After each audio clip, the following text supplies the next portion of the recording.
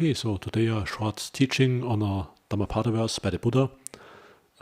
Contentment is the greatest wealth. It's just one line from Dhammapada Verse 204. And so, as human beings, we need material things to survive. So the most basic ones are mentioned, these 4 requisites of the monks.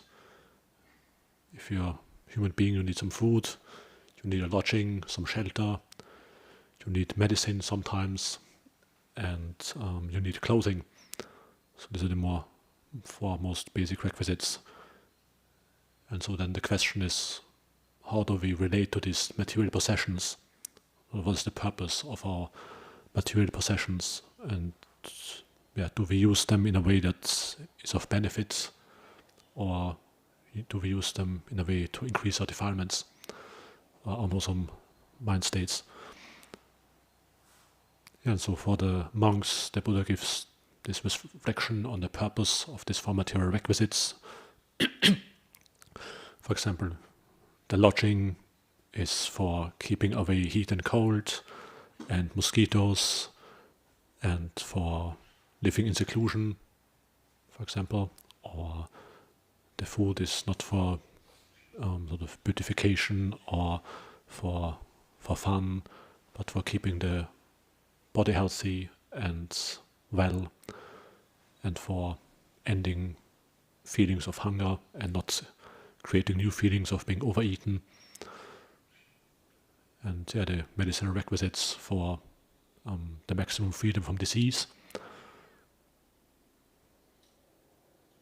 And so in this, if one reflects like this, then one feels sort of content and at ease with very simple conditions that more or less you have already enough and don't feel that you need anything extra. So more or less, if you have sort of enough food to keep the body going, and some simple lodging, some clothing, and some medicine, then mostly, let's say in our society, our material requisites need are already met more or less very well. So we actually wouldn't have to search for that much more, in a sense. And we could be quite content and sort of happy with the material things that we have. However, I would say our culture and our economy is sort of very opposite to that. It encourages sort of different things than contentment. So more or less, sort of this feeling of discontent and wanting more. So more the sort of economy is churning out new products that are sort of presented as attractive and sort of amazing. And so every year you have new fashion, new gadgets, like new computers, new smartphones, new cars, so on, that seem to have something that the others don't have, and they're somehow better and are sort of compelling to buy. And so one feels this discontent and sort of wanting to have something even more better, and going with that. So I think that's the general sort of way people are encouraged to live, I would say.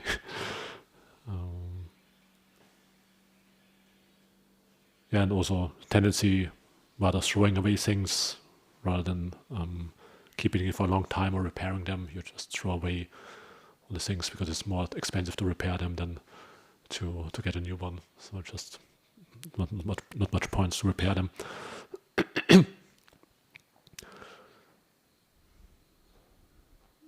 And so the problem is that no matter how much we have materially, we can always be discontent and want more. There's no limit to it. So, well, on the other hand, someone living in relatively simple conditions can actually be happy and content and have the feeling that he has already everything that he needs, even if it's not that much, because it already fulfills the purpose. So you have some lodging that keeps away the rain and the weather, and you have some clothing and you have some food, and then you can actually be happy and content with these material things. And and so this is the reason why the Buddha says that contentment is the greatest wealth. Because then, even if you have actually quite little and not very spectacular material possessions, no amazing car, no amazing whatever house, and so on, then you still feel you have actually enough and are content. While then someone who has maybe $10 million or even $1 billion, he can still be discontent and sort of unhappy and want more. Obviously, also people who have $10 million, they still can want more, and people who have $1 billion or even more, they still want to make more money. So then still having this discontent and wanting more. And so if it's like a person living in Australia with average income, one can actually be quite content, and in a way have the feeling one has everything materially that one needs in a way.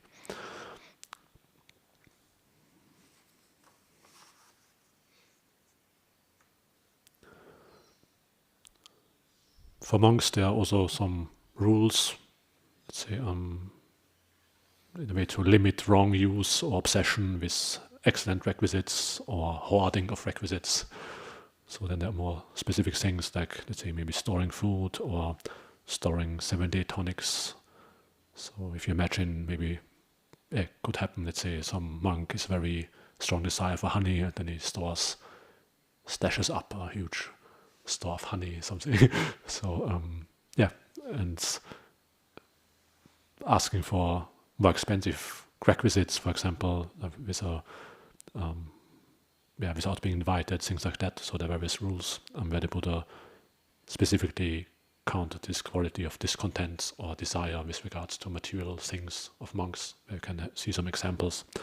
I just brought a few, just as there would be more. So it's one main area which is covered by monks' rules, more or less. This sort of limiting this discontent or excessive desire for requisites. And so similar, anyone can reflect whether the use of or material requisites is sort of driven by craving, or does it have a purpose to it, which is in line with this, like, what is the purpose of our lodging, what is the purpose of food, what is the purpose of clothing, and so on. And so, for example, if your phone is still working and reasonably can do everything already, then why buy a new phone, for example, things like that, or with a car, for example, then similar. If you have to buy a car, then reflecting on the purpose, what kind of car is most useful, and and so then, let's say if you reflect like this, or similar with the lodging and food, and then if we have some item that is good quality, we just use it for that purpose.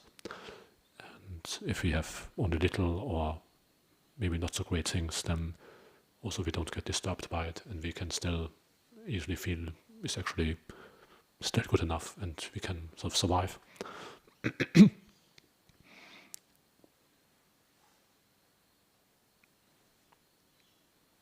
Maybe also to mention, the contentment doesn't mean that you sort of have to deprive yourself.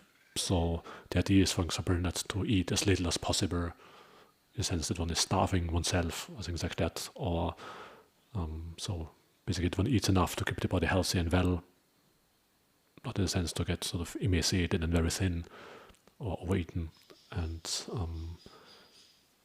even for the monks, for example, the idea is not that one has the most shabby robes or things like that, but one can have some new robes, for example, and then after some time they get old, obviously, but so that's also okay. And so one example, the Buddha, even one monk was using only thrown away things, and then the Buddha actually lays down a rule that to use only thrown away things is a dukkha offense, so it's a minor offense. So one could have also so this monk didn't win an award or get praised for contentment, but the Buddha actually did the opposite. He laid down a rule so that's only using thrown away things is actually a minor offense. I think, then as I said, the idea is not that one has the most sort of shabby things possible, but it's just that you use some item that is useful, has some purpose, and sort of content with it rather than trying to sort of use the most miserable things, how to say. So the idea is more to cultivate this mindset of contentment rather than to sort of externally try to more or less use something which is maybe already sort of old or miserable.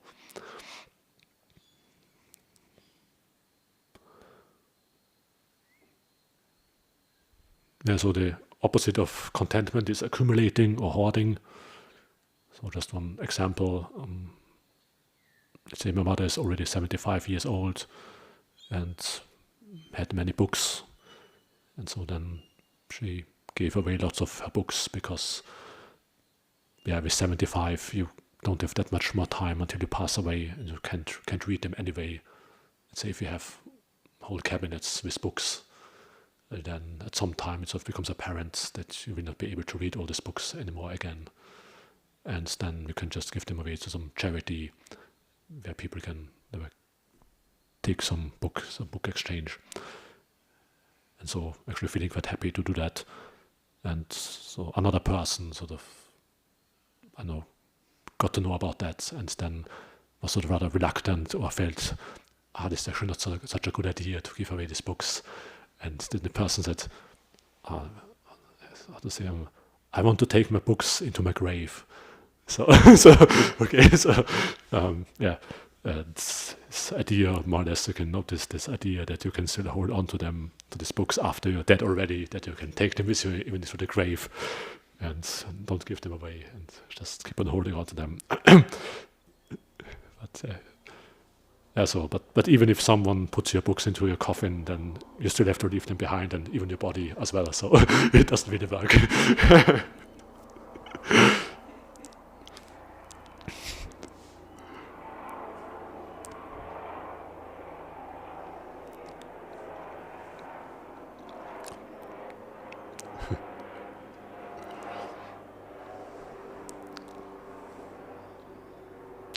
So one can reflect in a similar way whether you feel that there's anything you would like to take into your grave.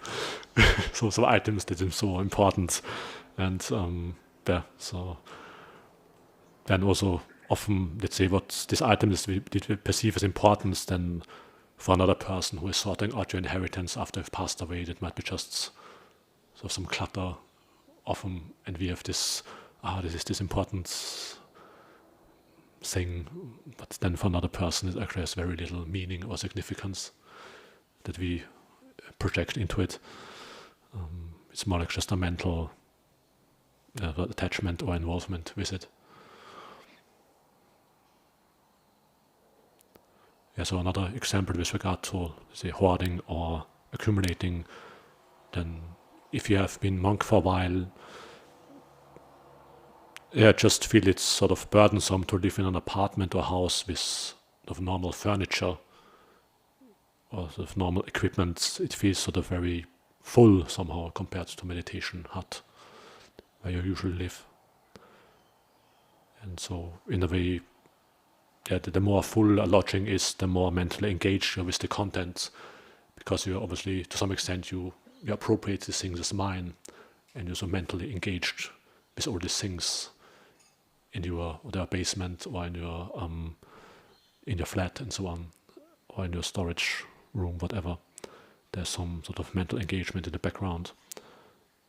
And also you have lots of things to look at. It's sort of more diverse.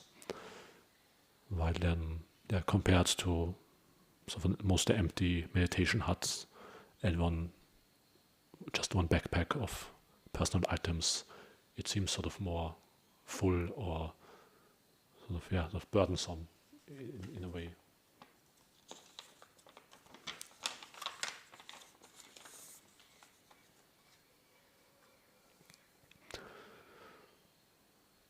So, for example, in Chitta-Viveka, the monastery where ordained, then we had usually every 2 months we had some lodgings change. So 2 months, some of the monks were staying in a room in the main house, and and some other monks were staying in meditation huts in the forest. And then there was a large exchange after 2 months, and the monks who were in the forest went back to the house, and vice versa. And so, obviously, you can't accumulate. I mean, you can keep a box with some things in a storage room or something like that, but then you get used to just moving every 2 months, and it's sort of conducive for not accumulating too many things, and then you sort of reflect: is this really necessary to take this along every 2 months? And there also this more or less encouragement that can you sort of vacate the kuti in 30 minutes? You must just, sort of how many things can you sort of spread out in this kuti, and can you keep them sort of neat together, and then you can just move on in 30 minutes and pack them together. Obviously for cleaning, hopefully you use more than 30 minutes in the sense of keeping the kuti clean, whether they clean the windows or whatever, outside raking or something like that. But in terms of just taking the belongings together, that could actually be quite quick. And then, because of that, then it's more like you're living and watching this is more like empty and not so cluttered. And this is also quality that the Buddha sort of recommends for monks to delight in an empty dwelling.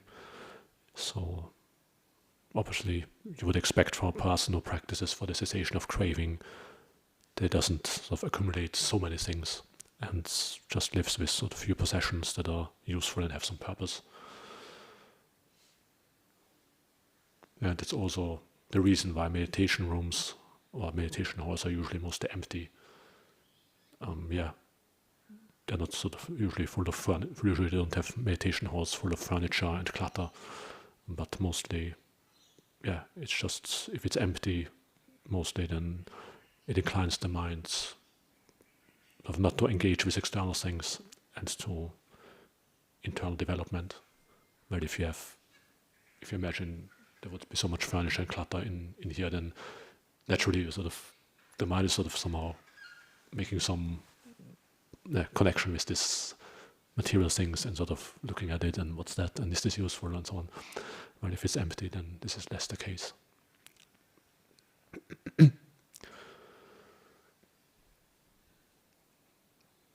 There's also a deeper reason why the mind is burdened by accumulating things, and that's everything that you appropriate as I and mine is a fetter and a burden. So this is a nice discourse by the Buddha. It's in the Kanda Samyutta, in the Samyutta Nikaya. The Bhara Sutta is also in the chanting book, the verses.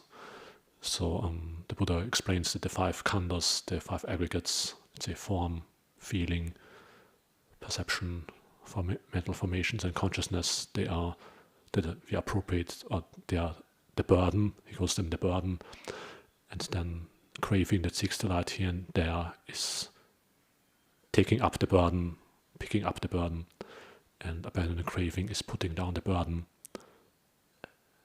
So in this sense, it's a very sort of graphic explanation on this principle that more or less, you have this, whatever you appropriate is more or less, you are fettered by it, then this is of the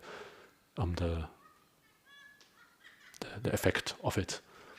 And so also then maybe if you sometimes have cleaned out some more like cluttered place or things like that, you also feel some more lighter or unburdened and notice that effect on a more sort of external level. But obviously then, so it works both on a more external level, that if you have, let's say, a lot of acquisitions, then this is how the Buddha calls it, the acquisitions, then then you have this mental engagement with them and you are fettered by them actually. And then if you relinquish these acquisitions, then you have this feeling, this is sort of some lightness or some being less burdened or free. So maybe sometimes you can notice that, at least on an external level, if you do that. For example, if you sort out some old things that you kept for actually no reason. And the Buddha also describes that when he talks about contentment, he sort of describes that the monk is content with the alms food and the robe and the bowl, and he just travels with these 3 requisites just like a bird just flies with his wings, and in this way he has this contentment, so giving this inspirational image of contentment that sort of the birds doesn't sort of is not burdened by, I don't know, baggage or whatever. And so similar that the mind is not burdened by this. If it doesn't, if we don't have accumulated much, then the mind is less burdened by it, and we have this feeling of freedom and ease if we are content.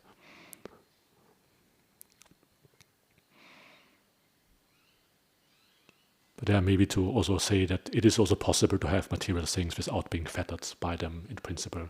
So obviously the Buddha also had material requisites, or great other disciples, they would have robes or bowls and some other requisites. And also even at the time of the Buddha, there were lay people who were non-returners. They obviously had some house and some furniture and so on. So one can, and they definitely were not sort of, they abandoned all attachment to material things. So it's also possible, but then naturally the mind will just, you have this natural contentment, obviously, let's say with the Buddha or with someone who has actually realized awakening, then he will just have these basic things that are necessary and not sort of accumulate too much. That would be the natural tendency of the mind.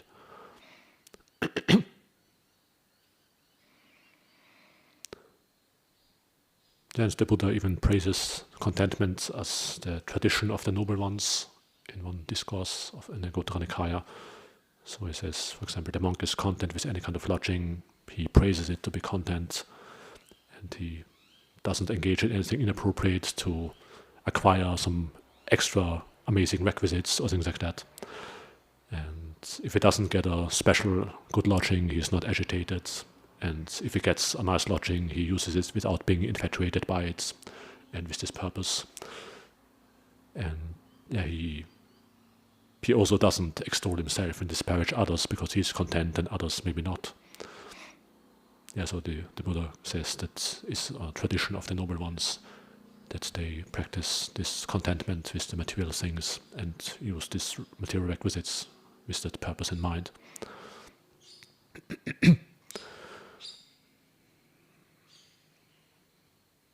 However, with developing the mind, the Buddha doesn't recommend contentment with your mind state. So he doesn't say, whatever mind state you have, just be content with it. But he instead recommends to delight in abandoning unwholesome qualities and developing wholesome qualities. So in this area, one shouldn't be just content and say, I'm a little bit peaceful already, maybe I don't practice further. Sort of. And in another sutta, in the Gottara Nikaya, the Buddha also, there's one short sutta where the Buddha says that he achieved awakening by two qualities, by not being content with wholesome qualities that he already achieved, and by unremitting striving. So because the Buddha had this quality of not being content with his spiritual attainments, he then practiced further and further up to the ultimate, and that made it possible. While if he would have said, this is already quite peaceful and I just stay as it is, and then obviously he would have just stopped at some level of samadhi maybe and wouldn't have continued. While then if you have this quality of unremitting striving and not being content with the wholesome qualities that you have developed already, then you will continue up to the ultimate and basically seeing, observing, okay, there's still more to do, there's still something less than the ultimate peace, or some disturbance, something beyond, something less than the complete peace. Then you continue further and actually not content with what you already achieved. But it's also good to have this quality of mudita in the sense of obviously also appreciating whatever good qualities you have developed already, but still then also having this mindset, okay, I can still practice this further. And so one example would be from the Anapanasati Sutta. Let's say that is in the beginning, from the story that I told, then there is monks that practice there and make very good progress, and the Buddha praises them and says that he delights in their progress, But then he says, strive even more to attain it yet unattained. So he encourages them to, he says, yeah, it's very good, excellent, but then practice even further until you have realized complete awakening and continue. So that would be the attitude. So the Buddha has this great appreciation, but then also he says there's still something further to practice for them.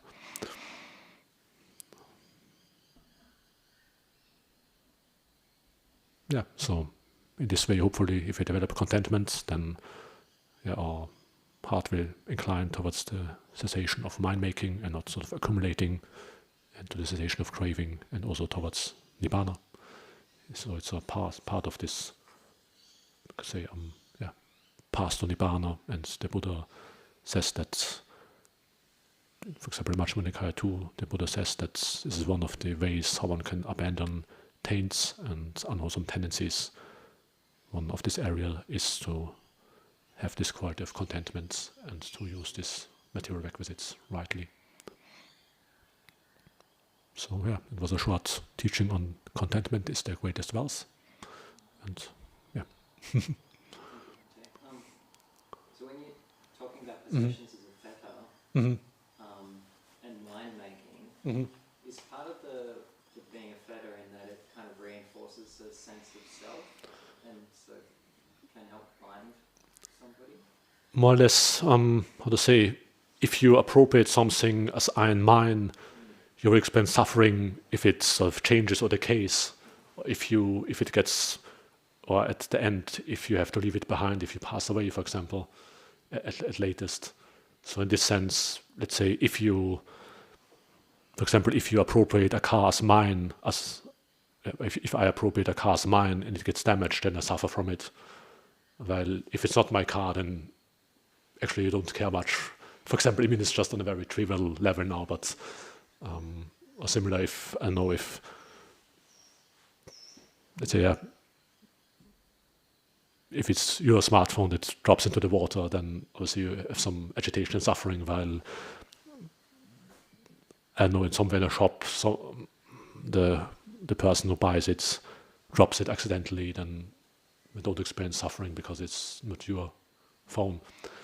So one can see that more or less the stronger our mind making is with regard to things, the more we get agitated if something undesirable happens to them, which is not in accordance with our wishes. And I think this is one of the main things in this sense. We are sort of fettered by it and then experience the suffering because we appropriate something as mine that is actually not, we have actually very limited control over it. And Yeah, because I was sort of thinking the more there is mine, the more there is the I possessing those things that thinks these are mine. So it's sort of it is sort of intertwined. Obviously, there's always the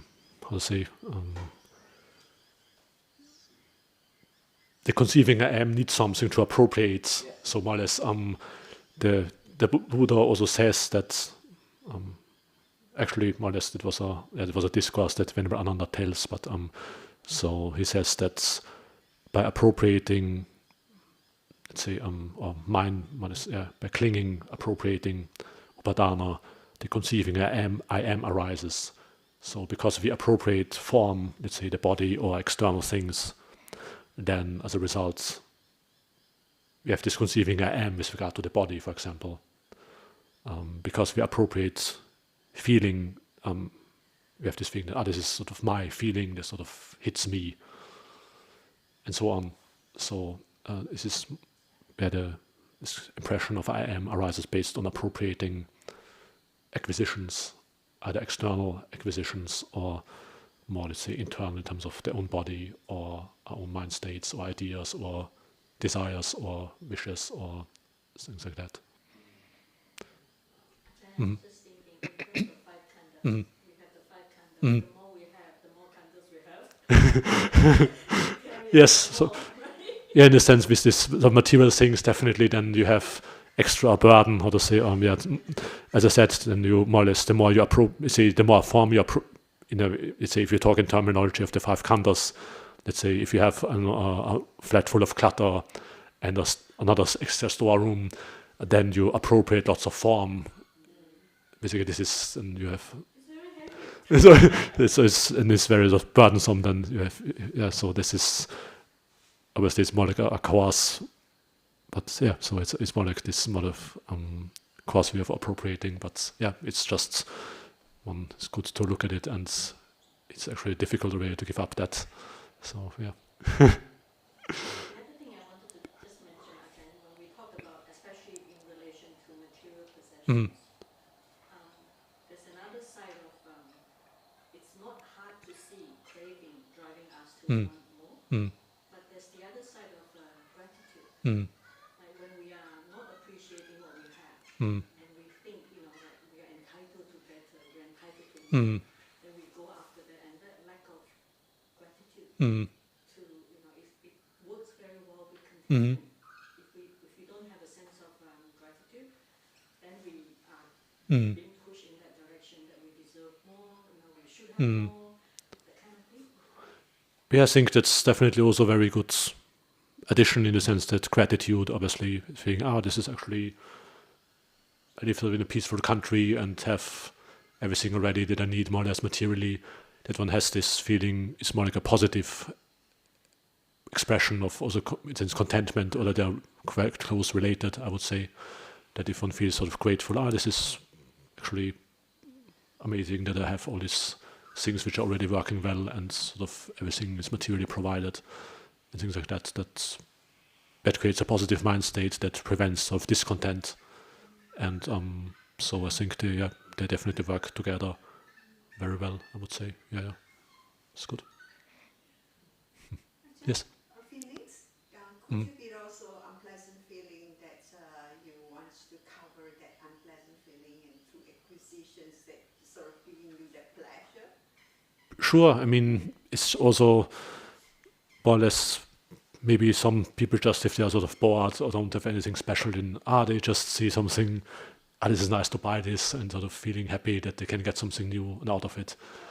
And either out of maybe just sort of some feeling of unhappiness, or just me feeling bored with the one already has. We already have all these things, but it's already sort of nothing new, and then you just want something new, and because you already, these things that you have is not exciting enough, something like that.